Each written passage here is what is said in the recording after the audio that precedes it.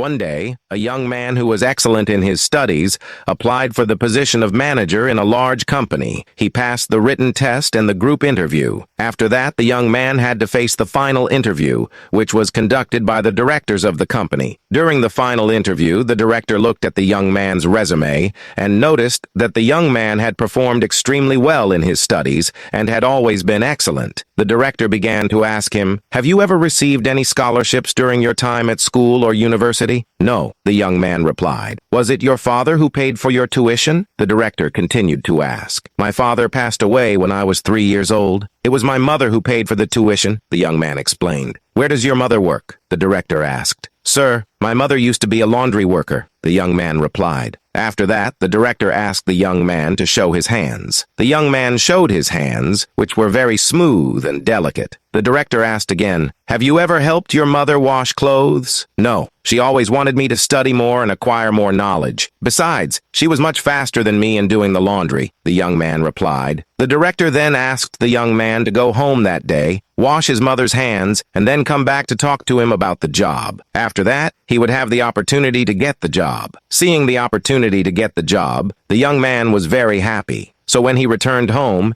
he asked his mother to let him wash her hands. Upon hearing this request, she felt both strange and happy. With mixed emotions, she showed her hands to him, and the young man began to slowly wash her hands. When he did this, tears rolled out of his eyes. This was the first time he noticed that her mother's hands had so many wrinkles and had scars, some of which were very painful, and she would tremble due to the pain when being cleaned. This was the first time the young man realized that his mother did the laundry every day so that she could pay for his tuition. The scars on her hands were the price she paid for his education. After washing his mother's hands, he silently finished washing the remaining clothes. That day, he talked to her for a long time. The next morning, he went to the director's office. The director noticed that there were tears in his eyes. "What did you do yesterday?" the director asked. "I washed my mother's hands and finished washing the remaining clothes," the young man replied. "Please tell me, how do you feel now?" the director asked. "First, now I know what gratitude is. Without my mother, I wouldn't be standing here today. Second, by helping my mother, I now realize how difficult it is to get things done. Third, I have learned the importance and value of cherishing the family," the young man said. After hearing the young man's reply, the director said, "This is exactly what I am looking for in my managers. I want to hire someone who can appreciate the help of others and understand the hardships others go through to get things done. You are hired. If a person does not understand the difficulties that the people they love face in order to provide them with a comfortable life." Mr. Phillips was about to leave the office when he remembered that his wife had asked him to bring a kilogram of bananas home. When he came out, he saw a weak old lady on the opposite side of the road who was selling some fresh bananas on the street. Phillips always bought bananas from a grocery store a few blocks away from his office.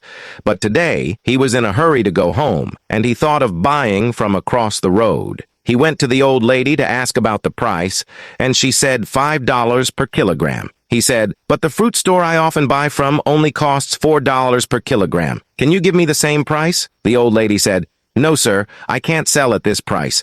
I can sell it to you for 4.5 per kilogram, which is the best price I can offer." Phillips told her, "It's okay." He drove to the grocery store he often went to. He walked in and chose a nice bunch of bananas and went to the checkout to prepare to pay. At this time, the cashier said something surprising to him. $8 per kilogram for bananas. He told the cashier, "I've been buying bananas here for several years, a regular customer. Can you give me a little discount?" The manager came over upon hearing the sound and told Mr. Phillips, "Sorry, sir, but our price is fixed and we don't bargain." This manager wasn't as friendly as the previous old gentleman, which made Phillips feel uncomfortable. He thought for a moment and put the bananas back. He went back to the old lady again. The old lady immediately recognized him and said, "Sir, I really can't sell at that price. I can't earn a penny at this price." Mr. Phillips told her, "Don't worry about the price. I will buy it at $8 per kilogram. Now give me 2 kilograms. The old lady was overjoyed. She packed 2 kilograms and said,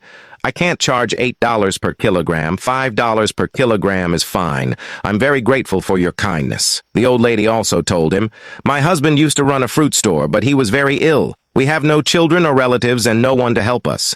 We had to sell the store to pay for the medical expenses, but he eventually passed away. Tears flowed out of her eyes. The old lady said, "But now, in order to support myself, I am trying to sell some things that I can afford to buy and sell so that I can support myself." Mr. Phillips was saddened by the old lady's life experience. He wanted to help the old lady and said to her, "Don't worry, you have done a great job. Starting from tomorrow, I will only buy bananas from you." He took out his wallet and gave her an extra $100, saying, "Keep the money, buy more different kinds of fruits to sell tomorrow. This $100 is the advance payment for me to buy fruits from you. If you have more kinds of fruits, you can earn more." The old lady was very grateful. After that, he recommended many colleagues to go to the old lady to buy fruits, and his colleagues also strongly supported it. With the help of Mr. Phillips and many of his colleagues, the old lady's life has been much better than before.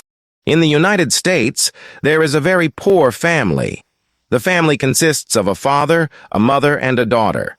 The father is the breadwinner of the family and the sole source of income, but his meager salary is only enough to meet their basic needs. Despite their financial struggles, he always dreams of making his daughter the best lawyer in the world, as he loves her dearly. His daughter is a good child, and one day her exam results for the college entrance exam are released. As the father wished, she ranked first in the entire state. Overjoyed, the father said to her, "Today, I am so proud and happy for you.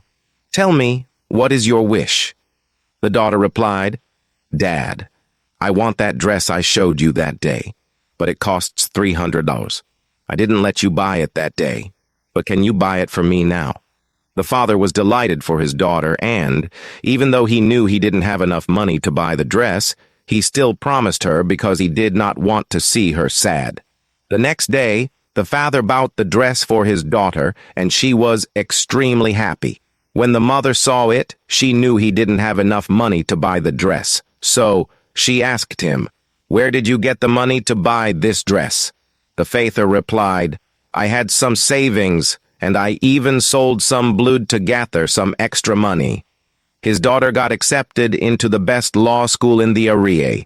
The father worked hard to support her college tuition. This year is her final year, and she needs $5,000 for tuition. Although the father's finances are tight, he managed to pay the tuition. The mother, knowing there was no money in the house, asked him, "Where did you get the money from? Did you do something wrong to earn this money?" The father replied, "No, there was a patient with kidney failure, and I sold my kidney to him. But please don't tell our daughter, she would feel guilty if she knew." The day of the daughter's graduation arrived. The mother and father waited at home for their daughter to return as a lawyer for the first time, but she returned in the form of a corpse because she had been deceived by the person she loved and committed suicide.